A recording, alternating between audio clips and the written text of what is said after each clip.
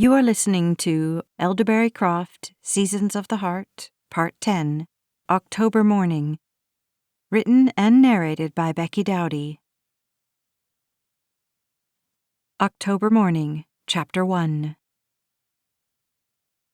The full moon curve of her belly fascinated her, and she smoothed the fabric of her shirt tight so she could study her profile in the mirror. This baby, so unexpected, had made her into a different woman, both inside and out. Over the last few months, Andrea had grown introspective and serene. Even George had commented on how calm she was about it all. She was almost 3 months along before she realized she was pregnant. Even on the pill, her cycle was sometimes inconsistent, so she hadn't paid much attention at first. But by the third skipped period, she was nauseated and using the bathroom far more than usual, and the pregnancy test only confirmed what she already knew. She and George agreed having children was a someday maybe topic, but not something either of them was ready to take on right now. Right now had stretched out into almost 4 years of dual income, no kids, and the two of them were just fine with it. Andrea enjoyed her freedom, dismissing any twinges she felt at the sight of a new baby at a friend's breast, or the cherub smiles of darling children posted on social media. For every cute toddler with whom she'd interacted personally, she could list at least as many incidences of grave discomfort while witnessing a mother dealing with a fit-throwing child in the grocery store or some other public setting. No, children were not in the forecast for Andrea and George. But a child was most certainly on its way, and this baby would arrive in a few short months, just in time to celebrate their first Christmas together. A gift like no other. Andrea cooed softly at the flutter of movement low on her right side. She pressed her palm to the spot, hoping the baby would push back. It was such a strange feeling, this heaviness inside of her. Everything seemed to be loosening, stretching, opening up, and the skin pulled taut over her abdomen was hypersensitive. It felt almost bruised beneath her fingers. But every day she felt her baby shifting and turning more acutely as the little one took up more and more of the limited space. Each nudge tugged at her heart in a way she'd never experienced before, and she could hardly wait to meet him or her. "Andy, you ready?" George came down the short hallway to their bedroom, slipping his arms into the navy blue jacket issued to each employee as part of the Postal Service uniform. He crossed the room to stand behind her and wrapped his arms around her, covering her hands with his own beneath the curve of her belly. He grinned at their reflection. "Hi, sexy mama." He spoke close to her ear. "Hey, Big Daddy," she murmured, leaning back against him and tucking her head into the hollow beneath his chin. He was a whole foot taller than her 5'2" frame, and when he held her this way, she felt covered, shielded. "I'm ready." It was 10 o'clock and time to go. They both worked the graveyard shift at the local post office. It was where they'd met, but they loved spending their time together. Lady Luck, misfortune, the fates, God, to whomever the credit should be attributed, someone or something had seen to it that the two of them simply enjoyed each other's company almost all the time. Andrea couldn't help but wonder if and how a baby would change that. "How are you feeling?" George asked, once they were on the road. It usually took them about 15 minutes to get to work, but it was routine to swing through the drive-thru for a cup of strong, hot coffee, albeit decaf, for Andrea. Her back had been bothering her lately, a dull ache between her kidneys, but her job required her to be on her feet for most of her shift, and as her stomach grew, so did the strain on her body. She'd been extra tired lately, too, but she knew from all the books she'd read that fatigue was to be expected, especially during this stage in a pregnancy. "Oh, George, I feel like I could sleep for the next 2 months and still feel tired. What I wouldn't give right now for an IV drip of Cuban roast directly to my bloodstream." She gave the crease at her elbow an experienced tap with 2 fingers. George frowned and Andrea rolled her eyes. "Sorry, I shouldn't have done that. It was supposed to be funny." She reached over and squeezed his thigh. "I'm doing fine, okay? I'm getting lumpy and bumpy and my back hurts and my feet swell and I'm super tired, yes. But I also feel calm and excited and happy." She slid her hand up his arm and touched his cheek with her fingertips. "Are you happy, George?" Grabbing her hand, he brought it to his lips and placed a soft, warm kiss in the center of her palm. "I'm happy, Andy." There were days when she missed it. Not very often anymore, truth be told, especially since the new life inside her started consuming her every waking moment. When she and George met, she'd been clean for 4 months. Very few people knew about her past, but once, during a shared lunch hour, she'd told George everything, wanting him to fully understand who she was if he was going to pursue her. Their relationship had grounded her, given her the foundation she needed to start her new life for real. In George, she found someone else to live for, someone besides herself to think about, someone else's feelings to consider. In George, she found her comfort, her freedom to be truly and completely herself. With George's love, the way he believed in everything good about her, she found her confidence and her worth. Andrea drew his hand to her mouth in turn and planted a series of soft kisses at the base of each finger and thumb. Then she pressed his palm against her stomach. The baby kicked back, and George grinned proudly. By the time their shift was over, Andy could hardly hold her head up. She sat on the curb, the morning sun too bright for her tired eyes, waiting for George to pull around. He'd taken one look at her and made her stay there while he went for the car. Elbows on her knees, Andy dropped her forehead into her hands, pushing her fingers through her loosened hair. She'd had a headache for the last 2 hours and had pulled out her ponytail to try to relieve some of the tension. Her back was really bothering her too, and no matter how she stretched, straightened, or bent, she couldn't seem to find relief. She needed to lie down. George pulled up just as her eyelids began to drift shut and hurried around to open her door for her. She looked up at him to thank him and didn't miss the concern she saw in his eyes. "I'm fine, George. Really, I just need my bed." They drove in silence, not unusual for the end of their workday, but it wasn't the comfortable, winding down kind of silence. George kept glancing over at her.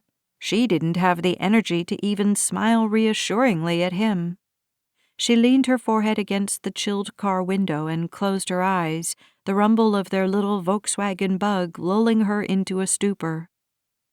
Pulling into their parking spot under the eaves of the main building at the Coach House trailer park, George turned off the engine and came around to help her out. Climbing the steps to their upstairs apartment with his help made her giggle. "I feel like a little old lady the way you're practically carrying me. I'm fine, George, just tired." Andrea went straight to the bathroom, didn't bother showering as she usually did, but washed her face and hands and brushed her teeth half-heartedly. She stripped out of her work clothes and climbed between the sheets in her underwear, too tired to listen to her mother's voice inside her head, warning her about having to flee a house fire in only the clothes on one's back. She was asleep within minutes of placing her head on her pillow. 2 hours later, Andrea awoke with the most urgent need to use the toilet. Trying not to wake George, she slid her legs out from the warmth of the covers and shivered. It was cold early this year in Southern California where they lived, and she immediately regretted not putting on pajamas. The heavy drapes were drawn to block out daylight, but she could see well enough to make her way to the bathroom without bumping into anything. Hurrying, the pressure on her bladder intensifying with every step, She pulled the bathroom door closed behind her, barely making it to the toilet on time. As she stood at the sink a few minutes later, she squinted at her reflection in the mirror. She looked pasty, and there were dark circles under her eyes. By the time she made it back to bed, Andrea was shivering from the cold and a possible fever. She curled in around her belly, trying not to disturb George, but lying as close as she could to his warmth beneath the blankets. Her back hurt terribly, and she took deep, soothing breaths in through her nose and out through her mouth, trying to force her body to relax. Just as she was beginning to feel her toes again, another wave of pressure squeezed on her back and abdomen. She threw off the covers and sat up, clutching her belly. "George!" she cried out. "The baby!" October Mourning, Chapter 2. George scrambled across the bed and knelt down in front of her. "What's going on? What can I do?" I don't know. I need to get to the bathroom. Oh, George, my back! I'm being crushed!" She gasped as she slid her legs over the side of the bed and pressed her forehead into his shoulder. "Something's wrong," she groaned.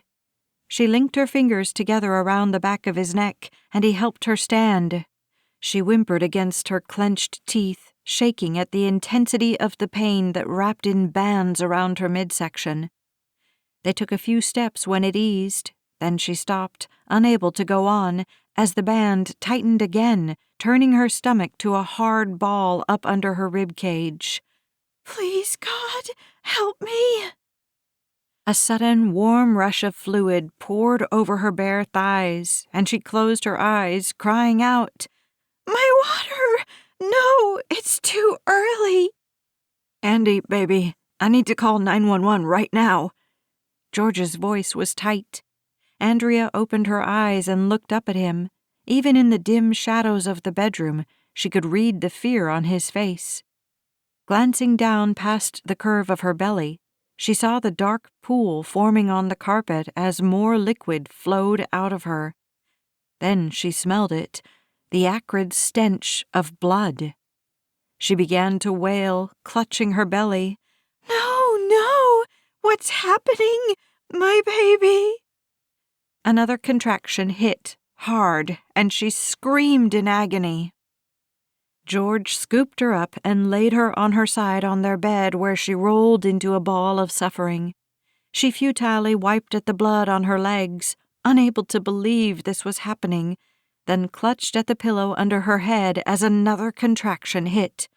They were coming hard and fast.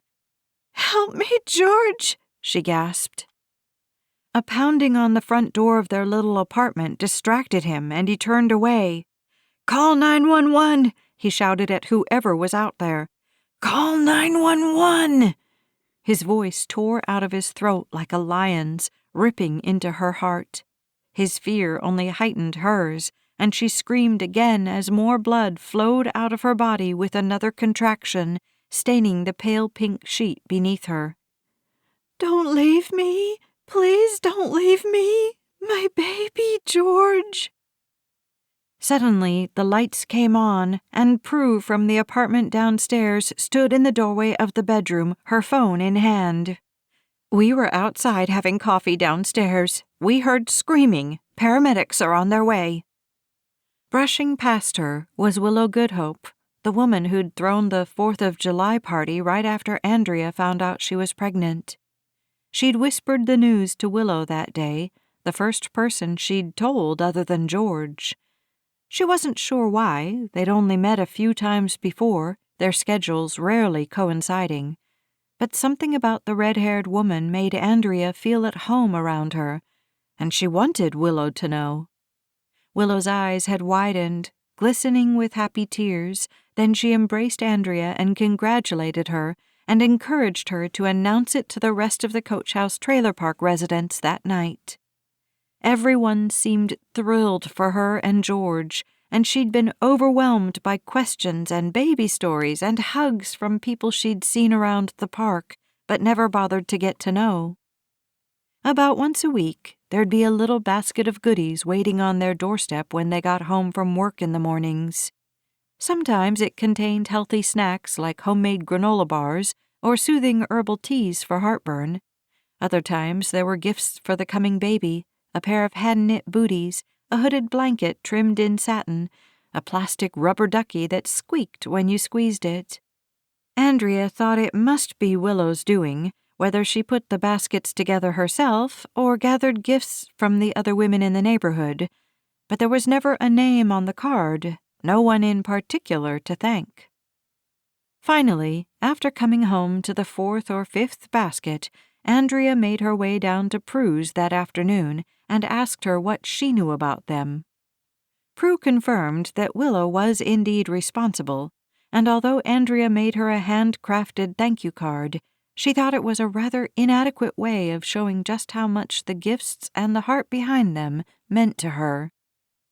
Andrea's parents kicked her out of the house after they caught her stealing for the umpteenth time, and George was now her only family. Having Prue below, always checking up on her, Myra offering to do her laundry for her, Edith waving and calling her little mama from her front porch whenever Andrea checked the mail, and Willow leaving love gifts, this was as close to being surrounded by family as she'd felt in a long time. "Andrea?" Willow's cool hand pressed against her cheek. "Prue called an ambulance. We're not going to leave you, okay? George is right here, too." Andrea nodded, grateful for the calming voice of her neighbor. She closed her eyes and listened to the hushed voices in the room. They sounded hollow to her, a jumble of noises bouncing around the small space. She tuned into the smooth, gentle tones of Willow's voice. "George, why don't you get cleaned up and dressed? Pack a bag of clothes for both of you, okay?" Andrea was glad he was being given a job to do. She could only imagine how terrified he was.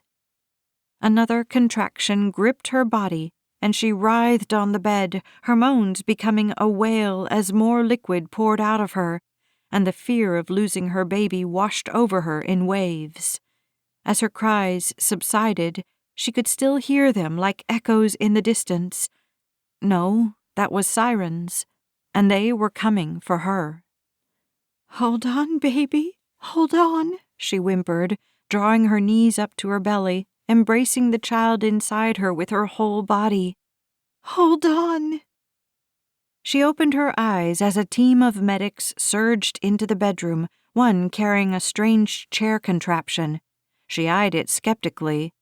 The uniformed crew worked quickly, first directing a volley of questions at her. She couldn't concentrate on anything they were saying, though. "Is my baby going to be okay?"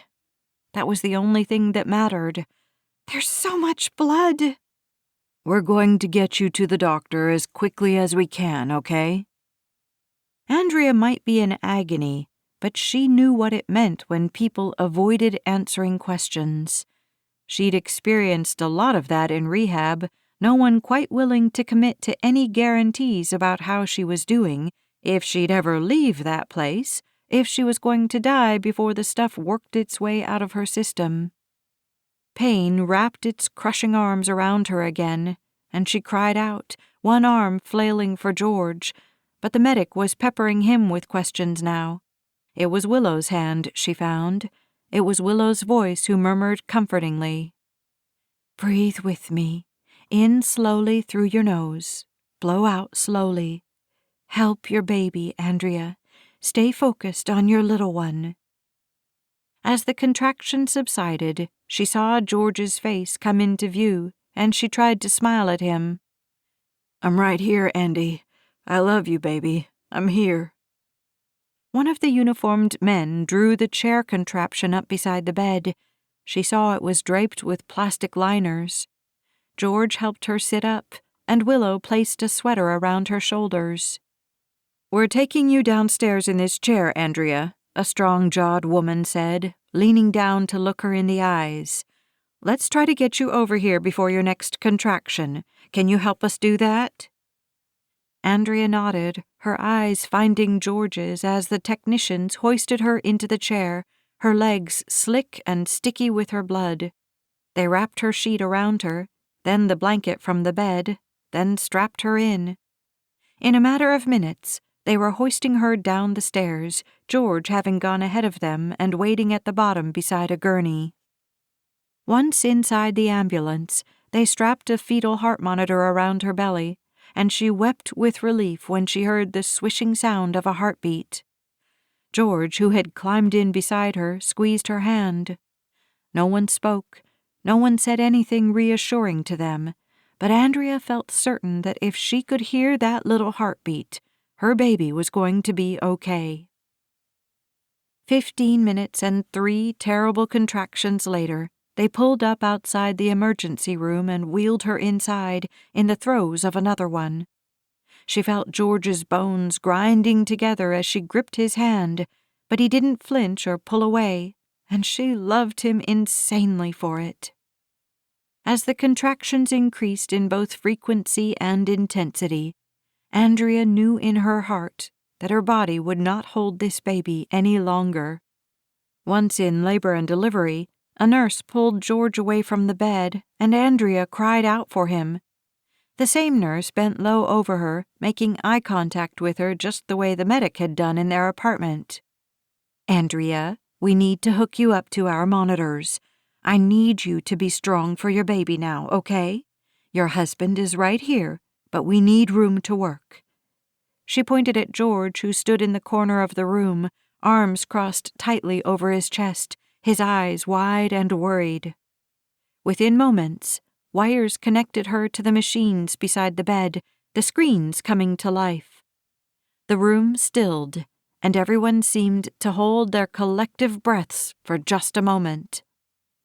Then, suddenly, like a wave of water, everyone burst into action. "I need a heartbeat. Find that heartbeat." October Mourning, Chapter 3. Andrea surfaced in a state of numbed detachment, but intuition told her she was no longer pregnant. She opened her eyes to see George's haggard face close to hers, lit by the muted glow of the low light on the wall behind her bed. He'd fallen asleep with his head on the edge of her pillow. Her hand, with its hospital identification tag and IV lines taped to the back of her wrist, resting in his. She turned away from the sorrow etched into every feature, even in his sleep. She couldn't bear it. Closing her eyes, she drifted off again, in search of her baby. Where was he? She'd given birth to a little boy. For some reason, she knew that. When she awoke again, a male nurse was standing over her, removing an empty pouch with traces of what looked like blood in it from the IV pole positioned near the head of her bed. He turned to check the other lines in her hand, then noticed her watching him. "Good morning, Andrea." He spoke quietly, his voice deep and husky, the sadness in it contradicting his words. It was dark outside the window, so she assumed it was pre-dawn. "I'm glad you're awake." He smiled at her, but she could see it was one of solace, not celebration. "Where's my baby?" She already knew the answer. In her heart, she knew he was gone, but she needed to hear someone confirm it. Maybe it was all just a bad dream. When the nurse didn't immediately respond, she asked again, her voice catching, her throat scratchy and dry. "Where's my baby?" She stared at him, begging him for answers with her eyes. "I'll get the doctor, Andrea. And George. He's just outside your room." "Don't ignore me, please." Suddenly, it was vitally important that this man, the first person she saw coming out of her nightmare, be the one to tell her. She needed to hear this nurse, who was giving her life-sustaining fluids, tell her that her baby was dead. "Please." She latched onto his wrist, and he immediately twisted away. She had no strength to hold on to him. "Please tell me," she whispered, and closed her eyes. He didn't leave, much to her surprise. He was silent for a few moments, then spoke softly, gently. "Andrea, I'm going to get George. I want him here for you, okay? I'm coming right back and we'll talk. I promise." She didn't respond, so he patted her forearm where it rested on the bed, and she listened to the squeak of his shoes as he left the room. Moments later, he returned with George, who hurried to her side, leaning down to kiss her cheek, scooping up her hand and clutching it to his chest. "I'm so sorry I wasn't here, honey." His blonde hair stuck out in tufts all over his head, his t-shirt was rumpled, and he looked like he hadn't slept in days. "How long was I out?" "Since last night. You've lost a lot of blood." He eyed the empty pouch the nurse had checked only minutes before. "That was your last one, and you're going to be okay." She felt her eyes filling with tears, surprised she had any left to shed. "Where is he?" she begged. "Oh, Andy."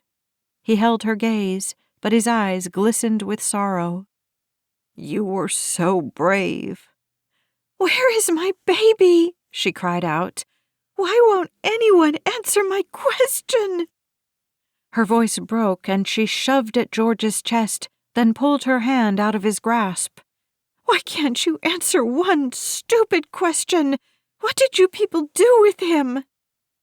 Andrea knew she was walking a fine line. She'd been on this razor's edge before. The panic rising up in her felt just like it did when she was in need of a fix, and the fear of what would happen to her if she couldn't get one was enough to turn her into a monster. At rehab, they'd stood by at the ready while she paced her tiny room, banging her fists on the walls, pulling her hair and scratching at whatever it was just under her skin, clawing at the glass on her one small window. At least she'd been able to move around, walk, scream, curse. "Andy, baby, don't call me that," she growled. She could feel the muscles in her jaw trying to seize up, she was grimacing so fiercely. The words wrenched from between her clenched teeth again.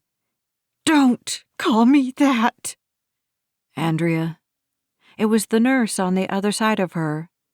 "Your son died last night." The words were like fire searing across her thoughts, and she turned to him, desperate to hear more. Finally, the truth. His eyes, too, were moist, and she had the fleeting thought that it must be terrible to be in his shoes on days like this. "You worked hard last night to give him life, but he didn't have the strength to pull through." He placed a soothing hand on her shoulder. She could feel the folds of the hospital gown between his palm and her flesh, the snap closure, even the seams holding the edges of the fabric together. Time stopped, sound faded, and she closed her eyes. She remembered everything. They couldn't find a heartbeat. Too late for a cesarean. The contractions kept coming. So much blood. She kept fading in and out. But when they told her to push, she pushed. She cried out like a wild animal, her body tearing in two. Then she waited for the cry that never came. A boy, her sweet baby boy. "What day is it? What day was he born?" she asked, not opening her eyes. She didn't care who answered. George took her hand again. "He was born at 11:20 yesterday morning, October 9th. Today is the 10th. "Did you hold him?" She opened her eyes but turned her gaze on the place where her rounded belly used to be. "Did you tell him that I love him?" George nodded, swallowing hard, but didn't speak. He looked over at the nurse, his eyes beseeching. "Would you like to see him, Andrea?" They brought him to her, his tiny body wrapped in the satin-trimmed blanket Willow had given her, his head covered in a blue and white striped stocking cap. At first, she just looked at him, not sure if she could bear holding him. But when the nurse handed him to George, her arms came up of their own volition. George settled the little bundle in Andrea's embrace, and she turned onto her side, drawing her knees up and bending her head forward, embracing her baby once again with her body. She fell asleep that way and awoke an hour later, her womb cramping as it continued to flush out the remains of her pregnancy. She straightened her legs gingerly, wincing at how tender everything was. George sat dozing in a chair right beside her, his hand resting like a cap over their son's head. "John," she murmured. She sensed George looking at her, and she met his gaze. "I dreamed we called him John." George nodded and smiled bittersweetly. She didn't know when she would ever smile again. "You choose a middle name," she whispered, suddenly swept up in the holy ritual of bestowing a name on their firstborn son. George was silent for so long, she wondered if he'd drifted to sleep again, but then he spoke, his voice quiet, weary. "Lathrop, that was my grandpa's name. I know it's old-fashioned, but I love it," she said when he didn't continue. "John Lathrop Graham. What a strong name for a strong little man." George leaned forward and kissed the top of her head, then the top of their son's head. "We love you, John Lathrop Graham." October Morning, Chapter 4. Leaving the hospital without a baby was worse than coming in the way she had, but Andrea wanted to go home more than anything.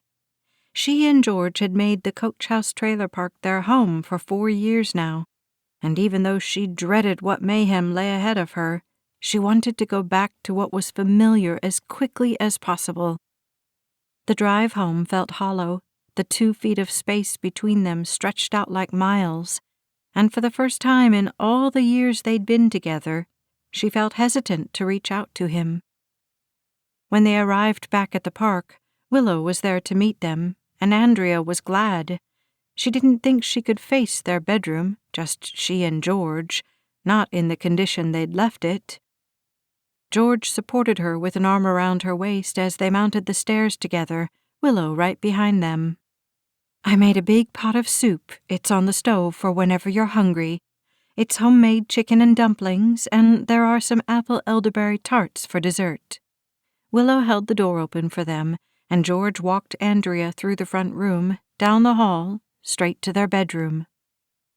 To Andrea's surprise, the room was spotless. There was no evidence anywhere that such a traumatic event had occurred here only a few mornings ago. The bed was made, no piles of clothes scattered around the room, her work shoes tucked out of view. It was a welcome sight to the heartsick girl, and she breathed a sigh of relief as she slipped in between the covers on her side of the bed she shared with the only man she'd ever loved. Until now. Her heart felt torn in two as she lay there in the cool darkness of their bedroom. Half of it beat a steady rhythm that proved life went on.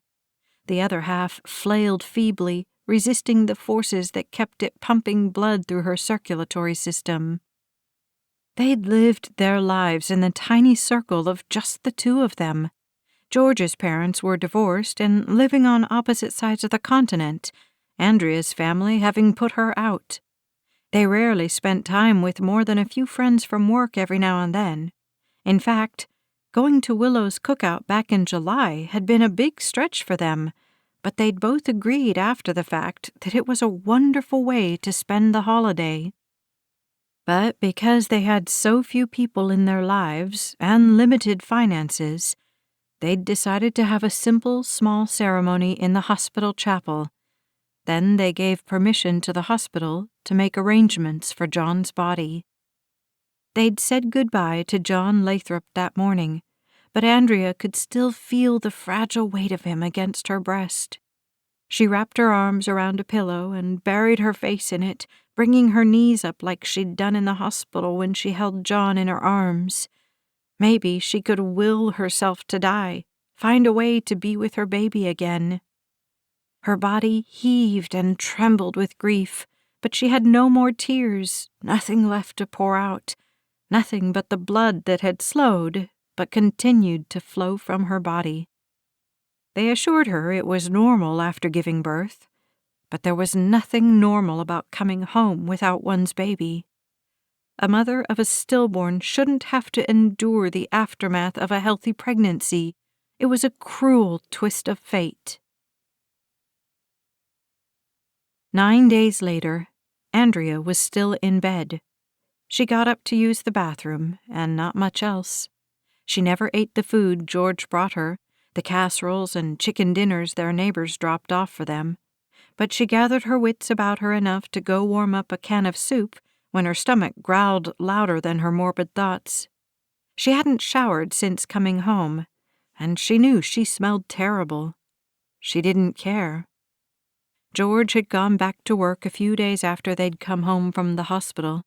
There was really nothing wrong with her that prevented him from leaving her alone, and she strongly encouraged him to go.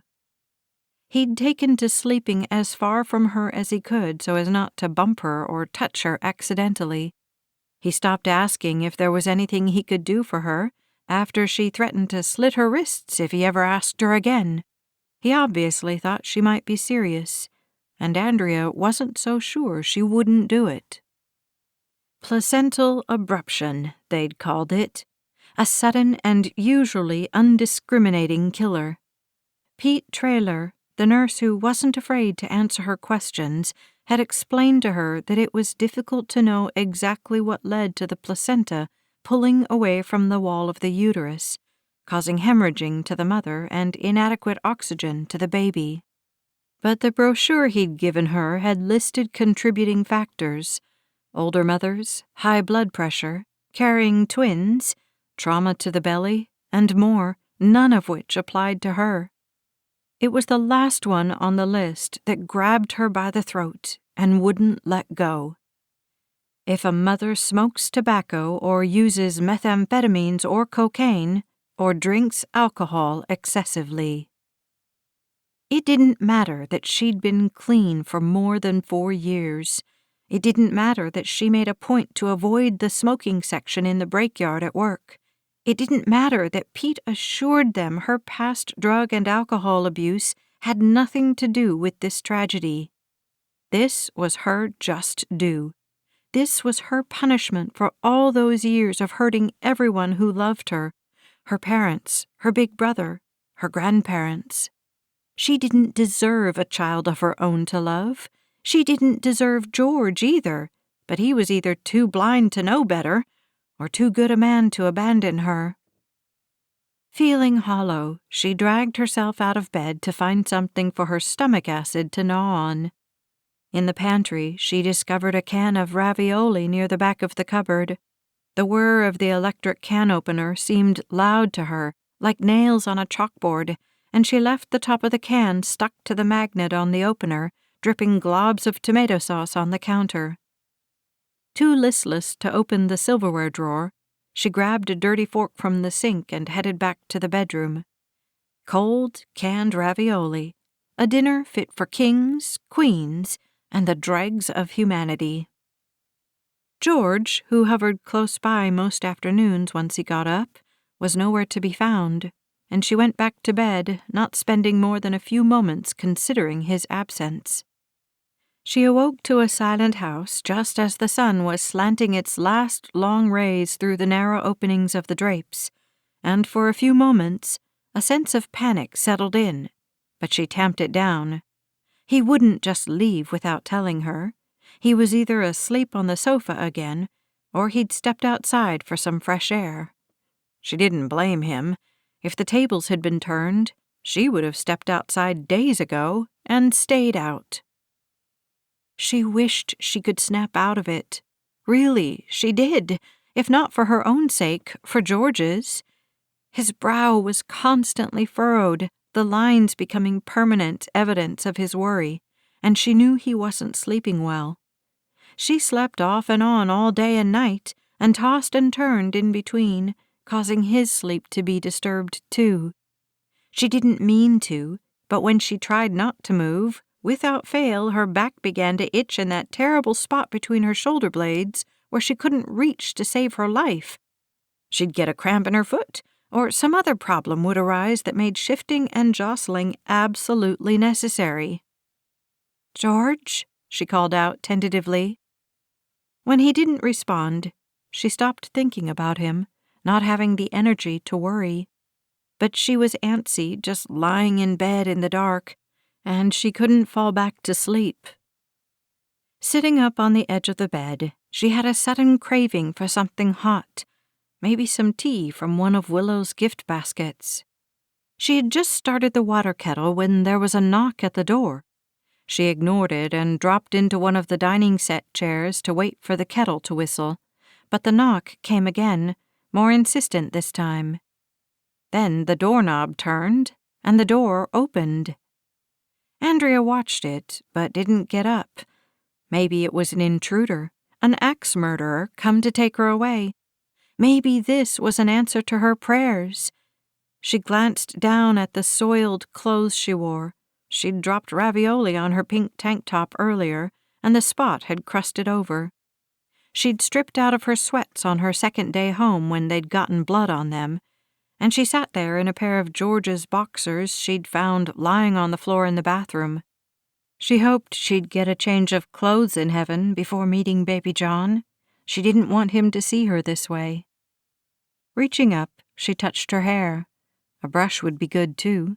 Was there a cleanup station right outside the pearly gates? "Andrea." It was Willow, another stupid twig basket balanced on her hip. "Go away." The kettle whistled shrilly, and Willow crossed the room to turn it off. "I brought you some tea." "You already gave me some tea." "I know."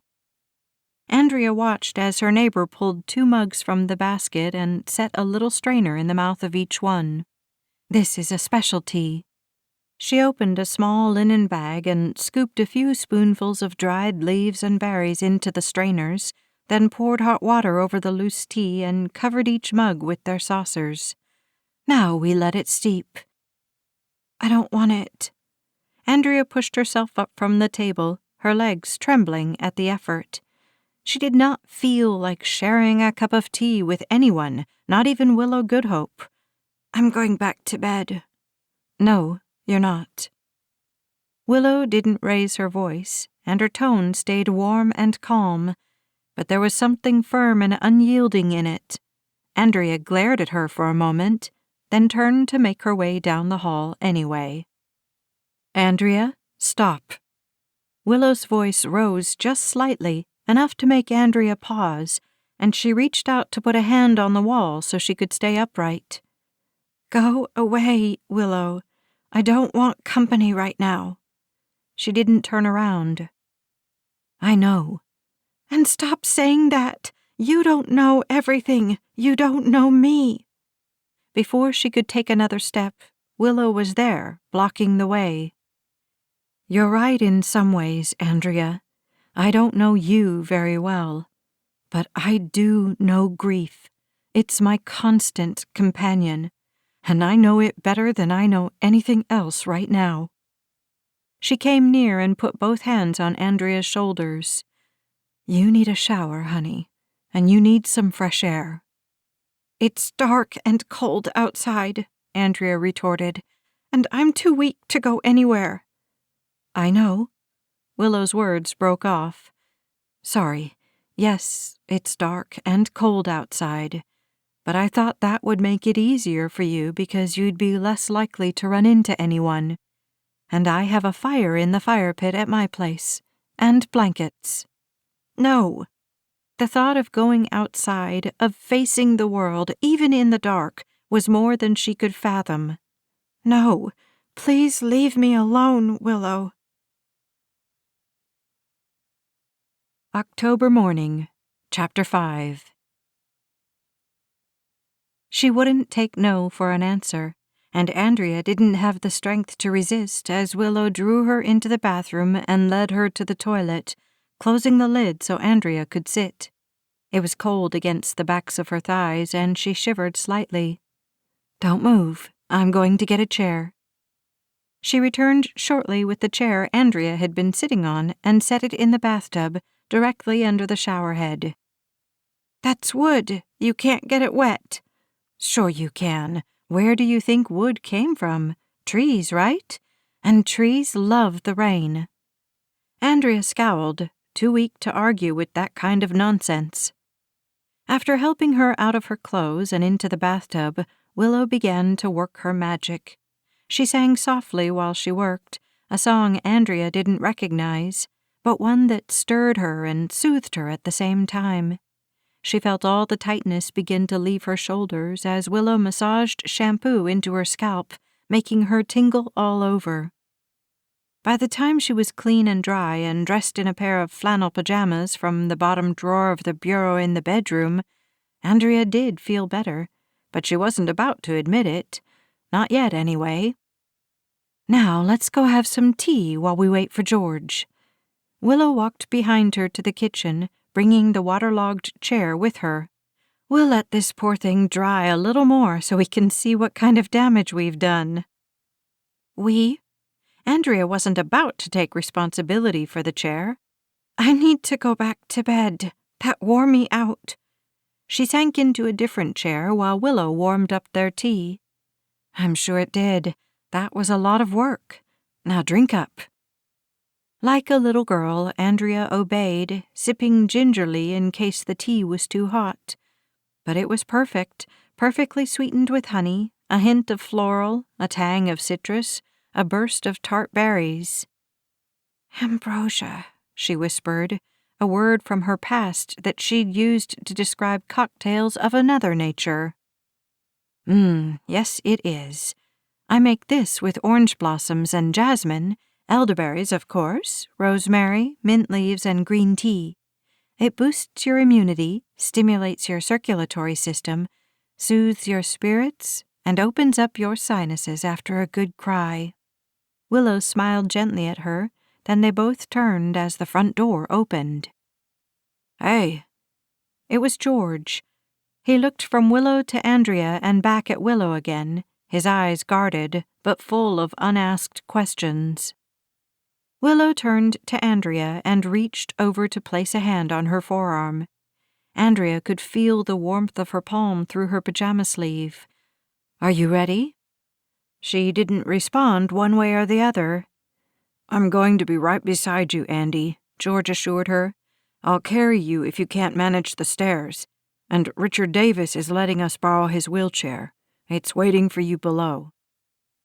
It was all so overwhelming to her, this evidence that people seemed to care for her. She'd been alone except for George for so long that she didn't really know how to receive the attention, the nurturing, but the fact that she felt so helpless left her with no choice. "Okay," she whispered, as George helped her into a soft hooded sweater, one of her favorites. At the bottom of the stairs sat the wheelchair, draped with a thick fleece blanket, ready to be wrapped around her. "Ivan is tending the fire," George said to Willow as they made their way slowly, taking each step with care and precision. "He's got quite a blaze going." As they got her settled into the chair, Prue and her bear of a fiancé, Carney, came out of the downstairs apartment to say hello. "Oh, sweetie pie, I'm so glad to see you." Prue placed both long-fingered hands on Andrea's cheeks and leaned forward to kiss her forehead, Prue's cleavage hovering precariously at the top of her leopard print blouse. Carney laid a beefy hand on Andrea's shoulder. "You're a brave girl, Andrea. You inspire me." The words might have sounded trite coming from anyone besides Carney, but she knew that he was fighting a medical battle of his own. He had a terrible incision down the length of his sternum, still healing from the emergency surgery he'd had to repair part of his heart last month. George and Willow wheeled her over the bridge, across the little stream that gurgled in welcome beneath them, and up onto the River Rock patio at Willow's Elderberry Croft. A fire blazed invitingly in the fire pit, just as George had promised, and the twinkle lights under the eaves winked in the breeze, the wind chimes dancing in time. There really was something magical about this place, ever since Willow moved in, and Andrea filled her lungs, breathing in deeply. She suddenly dreaded going back to her dark and putrid bedroom where she'd last felt baby John move inside her. Ivan helped position her wheelchair close enough to the fire to feel the warmth of it, then leaned down to kiss her on the cheek. "Sweet Mama," he murmured, and said goodbye, leaving her alone with George and Willow. Willow pulled up one of the plastic chairs and sat beside her, but George remained standing, holding his hands out to the fire. No one spoke for several minutes, and Andrea leaned her head back and peered up at the sky, looking for stars through the web of bare mulberry branches overhead. The trees had dropped their leaves early this year, and she couldn't help but wonder if they were mourning with her. Finally, George turned around and knelt down in front of her. "Andy, I'm going to go clean things up at home a little, okay? Then I need to go to work." He paused, then said, "I'd like you to stay with Willow tonight while I'm gone. Will you do that?" Andrea turned slowly to look at Willow, afraid to hope they were serious. It was as though they'd heard her thoughts. Willow smiled and nodded. "I'd love for you to stay with me. I have a trundle bed all made up for you." "I don't want to be a bother." "I'd rather you be a bother than a worry," Willow quipped, patting Andrea's knee through the layers of blankets. "We'd all sleep better knowing you're not up there all by yourself at night." She didn't mince words, Andrea realized. "I'm sorry. I know everyone has been concerned about me. I can't. I don't think I—" "It's all right, Andrea. You don't need to apologize. Let's sit for now, okay? I'm glad you're here. I could use the company, too." The way Willow said those words made Andrea look more closely at her. There did seem to be shadows around the older girl's eyes, but it could be from the flickering glow of the fire. "I'm going to say goodbye for the night, okay?" George leaned forward and kissed her on the nose. "I love you, Andy." He swallowed hard, his voice dropping to a whisper. "I miss you." Andrea nodded. "I love you too. Thank you, George." She wasn't exactly sure what she was thanking him for, but her heart was full of gratitude for these people who were holding on to her. She didn't know if it would be enough to save her, but for now she felt like she'd been thrown a life preserver. She and Willow sat in peaceful quiet for so long that Andrea began to drift off. "My father lives close by," Willow stated, as though picking up a conversation where they'd left off, but she spoke so gently it didn't startle Andrea. She waited for Willow to continue. "He's a bit of a ladies' man, my dad. For a long time, after Mom died, he wasn't. He mourned her fiercely, Andrea. In fact, there were days, no, weeks and months, where I was almost afraid to leave him alone, not because I thought he'd do something stupid, but because I was afraid that he wouldn't do anything at all, like eat, drink, turn off the water or the burner." Andrea didn't look at Willow, but disappointment welled up in her a little. She hated it when people talked like they knew what she was going through, but really had no clue. The grief of losing a parent was nothing like that of losing a child. Willow didn't speak for several moments. Then what she said echoed Andrea's thoughts. "Losing my mother was terrible for me, but it was nothing compared to what my father went through when she left us. He survived, though, whether he wanted to or not." She paused briefly. "But he really didn't start to live again until he moved away from the home we all shared, for so many years together. It was where Mom died." Andrea flinched at the D word, feeling its prick like a dagger in her heart. Was Willow suggesting she and George move away? This was the only home they'd ever known. Where would they go? Willow stood up and put more wood on the fire, stirring the coals with a long forked branch, setting the flames to dancing again. She wore a too-big, quilted red plaid shirt, a man's flannel work shirt, Andrea noticed, and her hair hung in a thick braid down her back. "I'm not saying you should move. Don't misunderstand me." Could she read minds? Andrea drew the blanket closer around her body, suddenly aching for George's arms, his warmth at her back, his chin resting on top of her head. Willow took her time with the fire, banking it well so that it would burn for a while. She didn't speak again until she sat down. "I'd like to invite you to sleep here for a few nights, until you get your feet under you. You shouldn't be alone, Andrea. Spend time alone, that's one thing, but being alone is different." "What about you? You're alone here, and I hear you have a husband who would like it to be different." Andrea's words weren't kind, she knew, but for some reason the other woman seemed to think it was okay to speak her mind, so Andrea was following suit. Willow sighed deeply. Even over the sound of the water flowing nearby and the crackling fire, Andrea could hear it. "Everyone's story is different, Andrea. Mine and Christian's will play itself out, and we'll find our feet again, too. But I'm far from being alone here, you know."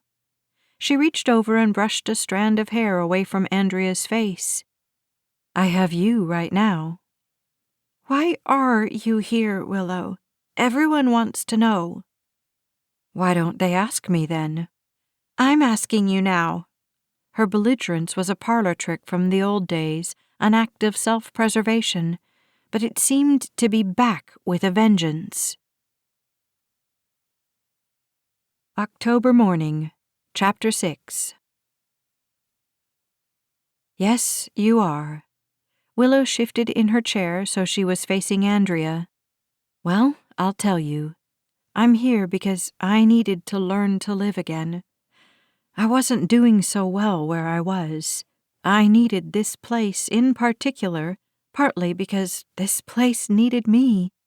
She pointed at the elderberry tree growing out over the stream. That tree needed me. This little croft needed me. And I needed it. She glanced around at the cottage she'd transformed. Then she spread her arms wide, encompassing the whole park. "I've found purpose here with this new family God gave me. Kathy and her doggy kids, the Davises, especially Ivan, who needs to be needed as much as I do. Joe and Vivian, Shelley and Eddie. Do you know they're officially an item? Myra and Jack, too. Even Donnie, God bless him, and Edith. What a trooper she is. Prue and Carney, I love those two. Prue is like a sister and a mother all rolled up in one amazing woman. And Al? Oh, Andrea, as soon as I heard about his legal trouble, I knew I was right where I was supposed to be. I knew Christian, my husband, would want to help him, and that it was time for me to open up the lines of communication with him again." Leaning back in her chair, she chuckled dryly. "It hasn't been easy, but it's been right. All of this. And I'm starting to come to grips with what it means to let go of what I want and open my hands to what God wants to pour into them." "Sounds like a bunch of hogwash to me. What's wrong with wanting things, especially good things? I want my baby back. Are you telling me that's wrong? That I shouldn't want my son in my arms right now?" Willow didn't respond, but when Andrea glanced over at her, she didn't seem upset either. Silence fell between them again, and, deflated, Andrea decided it was time for bed. She didn't know how she was going to manage staying with Willow for several days, but right now, she just needed to lie down. Andrea's legs were a little unsteady beneath her, so Willow braced the chair while she stood.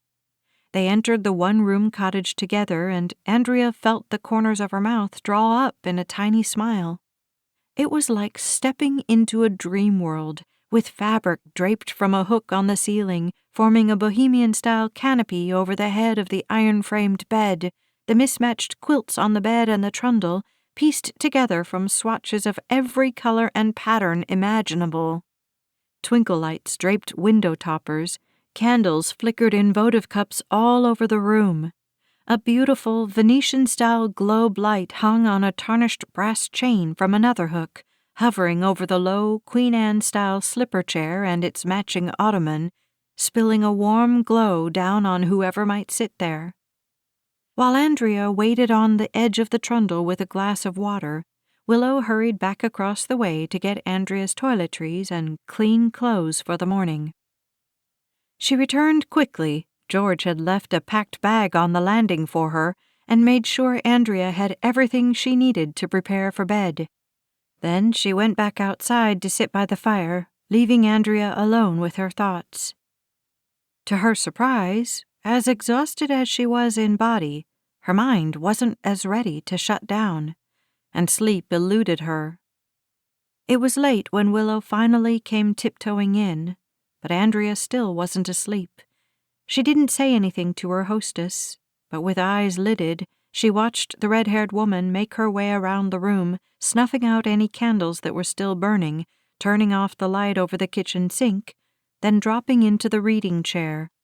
The globe over Willow's head was like a spotlight on her features, and it left Andrea and the two beds in shadows on the other side of the room. She'd been crying. Her face, so beautiful with her creamy skin and high cheekbones, was blotchy, her nose red, and her shoulders seemed to sag as though under the weight of a heavy burden. Andrea closed her eyes tightly, feeling like an intruder. When she opened them again, Willow had a book in her hand, something that looked like a Bible. She wasn't reading it, but just held it against her chest, her lips forming around silent words. Her eyes weren't closed. She was peering out the huge bay window toward the stream, but Andrea was pretty sure she was praying. She closed her own eyes again, terribly curious about Willow's suffering, but suddenly terribly weary, too. At around 4 a.m, Andrea woke herself up, sobbing. It was the first time she'd cried since coming home, and it was like a spigot had been turned on. The tears flowed out of her, and she did nothing to stop them, her pillow becoming drenched. She tried to stay quiet so as not to wake Willow in the other bed beside Andrea's roll-out trundle, but to no avail. In the darkness, Andrea felt Willow's hand cover her own and hold fast. They lay like that for a while, Andrea sobbing, Willow holding on. The tears ebbed, then the words began to pour out of her. "I'm a drug addict, Willow. I'm a terrible person. I didn't deserve this baby. That's why God took him." Willow didn't speak, but she murmured wordlessly, soothing sounds in the dark. "My father came home early one day. He'd been sick with a flu bug but had tried to go to work anyway, and found me rifling through their drawers, looking for something I could sell to make a little money. I was desperate for a fix, and I'd already sold everything of mine that had value." Andrea tried to blow her nose, but it was so clogged it just made her head hurt. She shoved a corner of a tissue into each nostril to keep the mess at bay. "It wasn't the first time they'd caught me stealing from them. My mom knew I was getting into her purse, and she had discovered her jewelry missing, too. When she confronted me, I was always quick with an alibi or some ridiculous story about why she was crazy, not me. But she knew. I saw it in her eyes. They started hiding stuff, but I was good at unearthing their secret stashes. I had my great-grandfather's antique pocket watch in my hand when he walked in on me, and I had every intention of selling it to the first person who would take it. I had a few people who bought stuff from me, and a few more who would trade meth straight across for goods. Well, that was the last straw. That pocket watch had been passed down from father to son for 4 generations, and it was intended to go to my brother as a wedding gift one day. I didn't care. All I cared about was getting a fix and getting it quick." "Of course," Willow squeezed her hand encouragingly, even though her voice seemed to float somewhere in the darkness. "They told me I had to leave," Andrea continued, her chest squeezing around the memory. "I was so out of my mind that I didn't even put up a fight. I just went to my room, threw an odd assortment of clothes in my backpack, and walked out the front door. I didn't even have a phone. Dad made me give it to him as I left. I was walking down the sidewalk when Mom drove by, and when she asked where I was going, she had this look in her eyes like she already knew. I'm pretty sure Dad had already called her, and that's why she happened to come home at that exact time, but she acted like she didn't know. I don't remember where I slept that night. Under a bridge, in the Smart Mart parking lot, I don't know. The next few weeks were terrible, the worst of my life. Without money, without stuff, I couldn't get anyone to set me up, so I started offering favors for drugs." "Oh, Andrea. Oh, honey. I'm so sorry." Willow sounded like she might be crying again, too. "There was about a 2-week period where I hid out at night behind a big trash can at the back of a restaurant. I had landed a fairly good-sized stash, so I was able to keep to myself during the days, then sneak back there right around the time they closed up for the night. Their food scraps were better than most, and one guy who worked there saw me and took pity on me. Sometimes he'd leave a bag of carefully wrapped bread and soup within my reach, but we never spoke. A manager finally caught me back there and sent me on my way. I just hope that poor guy didn't get fired for being nice to me. I keep thinking I should go back and thank him, but I always chicken out." She exchanged the tissue plugs in her nose for new ones and went on. "For 2 more months, I lived on the streets, hiding at night and trying to look normal during the day. I got dirtier and smellier, and people paid less and less for whatever I had to offer them. Somewhere along the way, I'd lost my backpack, so all I had was the clothes on my back. One night, I couldn't stand it any longer, and I hopped a fence into a yard with a pool, desperate to get clean. It was August and hot, and the water felt so good, and I wasn't paying attention until the lights went on, and an officer came out through the back door, telling me to get out of the pool with my hands up. I was given a choice that night, not by the officer, but by the couple whose yard I'd trespassed in. I could go to rehab, and nothing would go on record, or they'd press charges and I'd go to jail. For some reason, I had this morbid fear of jail. As a little girl, I thought if you went to jail, you were automatically sentenced to the electric chair. Don't ask me where that came from, maybe one of my brother's creepy movies he watched. But even though I knew better by then, the thought of jail made me panic, and it took me all of about 30 seconds to choose rehab." "Wow, sounds like you dove into the right pool that night." "Yes, you could say that. The next few weeks at rehab ran a close second in the worst weeks of my life competition, but somehow I made it. I got all the way through the system, I stuck around for the work program they offered, and against all odds, I landed that post office job where I met George." She sniffed hard and things loosened up a little. "Gross," she muttered. "Sorry." Willow didn't seem to notice. "Have you seen your parents or your brother since then?" "No, not in almost 5 years now. For a long time, I didn't want to ever see them again. I felt like they could have done what that couple did for me, given me an ultimatum instead of just removing me from their lives, and I wanted to be angry at them. It helped motivate me to stay clean, like I was proving them wrong about me, even if they weren't around to know it." "Did they ever try to contact you?" "How? I had no phone, no address, nothing. I essentially ceased to exist until I went to rehab, and at that point, I wasn't about to call them for their love and support.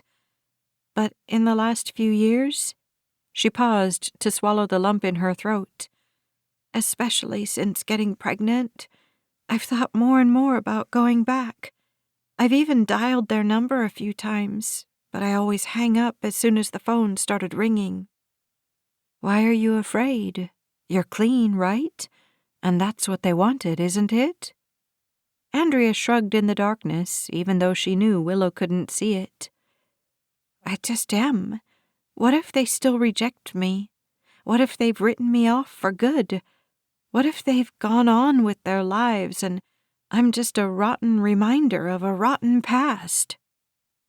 "What a terrible position to be in, Andrea. I'm so sorry you went through all that alone." "I haven't been alone since rehab. I've had George." "George Graham. He's a good husband, isn't he?" Willow whispered. "George is everything to me," Andrea said. "But he isn't my husband. Not according to the law, anyway." "What does that mean?" Willow squeezed her hand again, the one on which Andrea wore the narrow wedding band George had given her. "We never made it legal. We had a tiny ceremony with just the two of us, right before I moved in with him. We even exchanged rings," she explained. "We had every intention of going to the Justice of the Peace and getting it on paper, but we never did. Life just kept going and we went along with it." "I think George sounds like your knight in shining armor." "George is my home, Willow. Wherever he is, that's where I need to be. He's my home." As she said the words, she knew she wasn't just spewing out pat phrases. "I don't want to live anywhere without George." "I know," Willow whispered. And Andrea decided that maybe, just maybe, Willow did know. October Morning, Chapter 7. They lay in the dark in silence for a long time. Andrea's sinuses slowly unstuffed enough for her to be able to blow her nose, and her headache eased. Finally, she spoke again. "It's times like these that I really miss my mom. I miss my dad and brother too, but it's not the same. My mom and I were once really close, you know, before the drugs turned me into a freak." "It's times like these when you need a mom, Andrea. I know that too. I've cried myself to sleep many a night here, wishing I could talk to mine again, wishing I could ask her for advice on how to make tomorrow a little less messy, a little less painful." Willow sounded exhausted, and Andrea felt guilty about keeping her awake. "You're a good person, Willow." She wasn't used to speaking her thoughts to anyone besides George. "I'm sorry I unloaded on you like this. You should get some sleep." "I can sleep any time, Andrea. I want to be here for you." Andrea hesitated, biting her lip, but the words worked themselves out of her mouth anyway. "Who's here for you, Willow? Who's going to help you get through whatever it is you're going through?" Willow was quiet for such a long time that Andrea was sure she'd fallen asleep. She shifted on her trundle, turning on her side to try to get more comfortable, hoping to drift off herself. But Willow surprised her when she sat up and pushed back the covers. "I want to show you something," Willow said, and headed into the bathroom. Andrea could hear the cupboard doors open and close, then Willow returned, holding something in her hand. "I need to turn on the light, okay?" She flipped the switch on a lamp near the bed, and the room flooded with light, muted slightly by the colorful stained glass lampshade. Andrea squinted in the sudden brightness, but her eyes adjusted quickly, and she sat up on the edge of her bed.